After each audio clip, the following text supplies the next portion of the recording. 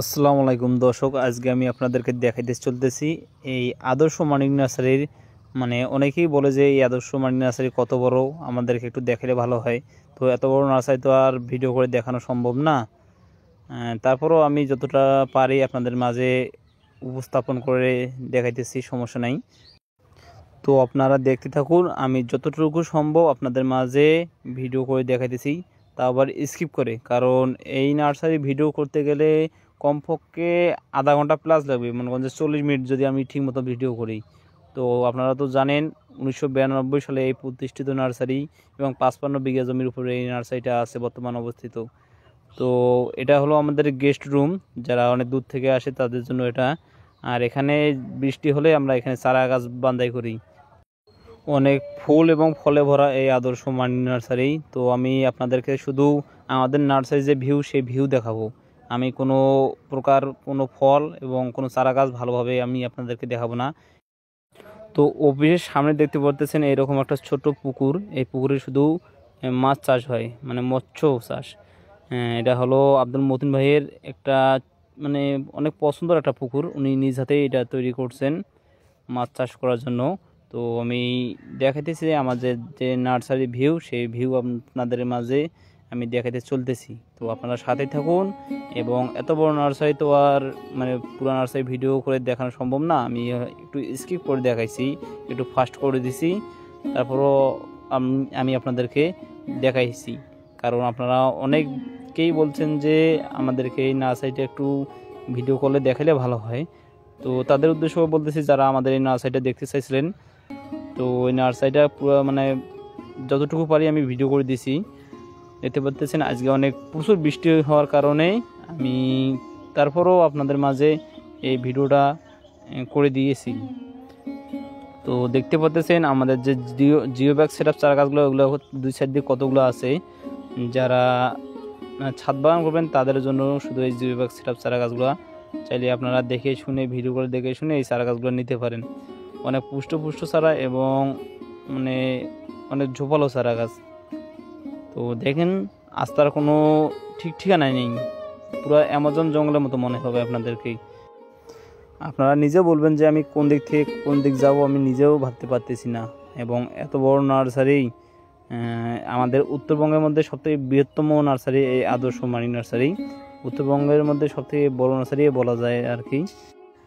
আর এত বড় নার্সারি যে উত্তরবঙ্গের মধ্যে আছে সেটা অনেকেই জানে না, আমাদের উত্তরবঙ্গের লোকেরাই জানে না যে এই আদর্শ মানি নার্সারি এত বড় নার্সারি। শুধু ভিডিওর মধ্যে দেখে, কোনো দিন সরাসরি আসার সময় পায় নাই। অনেকেই বলে যে ভাই আপনাদের এত বড় নার্সারি আমি যাব বলে ভাবতেছি, তবে সময় হয় না। এই সময় পেলে নাকি আসবে ওরা। তো তাদের উদ্দেশ্য করে বলতেছি, ভাই আপনারা যারা আসতে চাইতেছেন অবশ্যই আসবেন একটু সময় নিয়ে হাতে। আর দেখতেছেন এখানে পর্যাপ্ত পরিমাণ গাছের চারা আমি আপনাদেরকে মাঝে উপস্থাপন করে দেখাইতেছি। দর্শক আপনারা দেখতেই থাকুন। দুই সাইড দিয়ে দেখুন গাছে পুরা নার্সারি গাছে ভরা।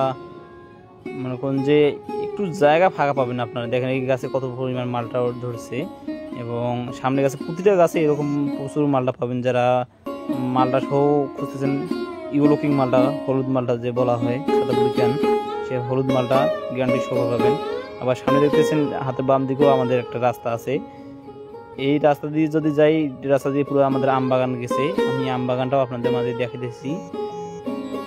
আর এগুলো হলো আমাদের কলম করা চারা গাছ, এগুলো সবগুলো কলম করছি। এগুলা কমলার চারা কলম করছি, মালটা কলম করছি, অনেক কয়েক প্রকার আমরা এখানে কলম করা চারা গাছ আছে। যেমন চায়না কমলা, কাশ্মীরি কেনু কমলা, তারপর দার্জিলিং কমলা, সাতকি কমলা, এগুলো সবগুলো আমাদের কলম। সামনে দেখতে পাচ্ছেন এগুলো লটকনের চারা সাইডেই।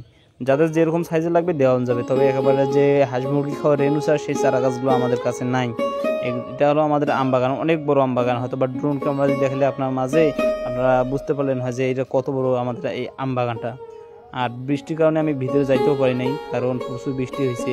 আমি আপনাদের মাঝে এই সামনে থেকে যেগুলো পারছি, সামনে পাইছি, ওগুলো আপনাদেরকে দেখাইছি। এবং আবারও আমি চলতেছি যে সামনের দিকে। আমি কিন্তু একেবারে শেষ প্রান্তে কম বেশি আসছি। তো এইদিকে একটা রাস্তা আছে, এটা আমি আসার সময় আপনাদেরকে দেখাইছি, হয়তো বা দেখছেন। আপনারা একটু ভালোভাবে লক্ষ্য করলে দেখতে পারবেন যে আমি কোন কোন রাস্তা দিয়ে গেছি। আর এক রাস্তা দিয়ে আমি কখনো দুবার যাই নাই, যেটা গেছি একবারে গেছি। সামনে আরও দেখতে থাকুন অনেক বড় নার্সারি তো। আর দুই সাইডে যেগুলো গাছ দেখতে পাচ্ছেন ওগুলো হলো অনেক আইটেম আছে। আমাদের কাছে প্রায় 800 প্লাস মতন চারা গাছ পাবেন আপনারা। যাদের যেটা লাগবে সব চারা গাছে ভালো কোয়ালিটির চারা গাছ। আপনারা তো দেখতে পাচ্ছেন যে একবারে হাঁস মুরগি ঘরের নুসারা আমাদের কাছে নাই, সবগুলো 4-5 ফিটের উপরে চারা এবং কলম চারা গাছ, কোনো বিশেষ চারা আমরা বিক্রি করি না। এটা হলো আমাদের মানে শেষ সীমানা। দেখেন এটাতে তার কাটা দেওয়া আছে।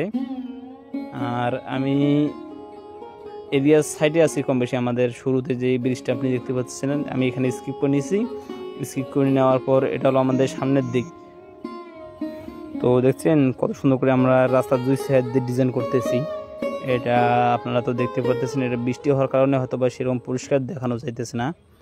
আর সামনে দেখতে পাচ্ছেন এটা হলো আমাদের সেই মানে পেপের যে first lady, green lady, top lady, red lady, বাবুই, শাহি, রেড কান্টু অরিজিনাল যাতে হবে। এটা আমাদের পেপের শেড, যাতে কোনো কিছু না পড়ার কারণে পালা টালা যেন না পড়ে, সেই কারণে আমরা এটা ঘিরে রাখছি অনেক সুন্দর করে। আর এটা হলো আমাদের সামনের মাঠ দেখতে পারলেন। তো এটা হলো আমাদের সামনের দিকে যে রাস্তাটা, সেই রাস্তাটা আমি আবারও স্কিপ করতেছি। এই দেখেন এটা হলো আমাদের সামনে থেকে এই রাস্তাটা, দেখছেন কত সুন্দর করে ডিজাইন করা আছে। এটা সবগুলো আব্দুল মতিন ভাই তিনি তার নিজ হাতে এইরকম সৌন্দর্য করে, যিনি গণপূর্ত বিভাগে চাকরি করে হয়তো আপনারা জানেন। সেই তার পছন্দ মতো এই নার্সারিটা পুরো সাজানো হয়েছে। এখনও তো বাকি আছে, অনেক কাজে বাকি আছে। সামনে দেখতে পাচ্ছেন এটা হলো মাধবী পেয়ারা। আর আপনাদের মাঝে বেশি কথা না বলবো, দেখতে পাচ্ছেন এগুলা আমাদের নার্সারিতে ঝড় বৃষ্টি কিছু মানে না। আমাদের নার্সারিতে প্রতিনিয়ত কাজ করতে থাকে আমাদের লেবাররা। আর বৃষ্টির মাঝেও যাদের একেবারে প্রয়োজনীয় যে অর্ডার করছিল, মানে খুব দরকার, যারা ছুটিতে আসলো তাদের চারা গাছগুলো আমরা পাঠানোর চেষ্টা করতেছি, যে একেবারেই যাদের খুব প্রয়োজন মনে হয় সেই চারা গাছগুলো। দেখেন এই সামনে বান্ডেল চলতেছে, চারা গাছগুলো প্রসেসিং কীভাবে করি সেটা দেখেন। এইভাবে প্রসেসিং করার কারণ হলো যে রূপবলটা আছে সেই রূপবলটা যেন না ভাঙে, এই কারণে এরকম করে প্রসেসিং করি। আর এখানে দেখতে পাচ্ছেন যে আমাদের যে বান্দাই, তো দেখতে পাচ্ছেন আমাদের বান্ডিল প্রায় শেষের দিকে। আমরা কীভাবে বান্ডিল করি আপনারা দেখুন। এখানে গাছ মারা যাওয়ার কোনো সুযোগ নেই। তো দর্শক সবাই ভালো থাকুন, আসসালামু আলাইকুম।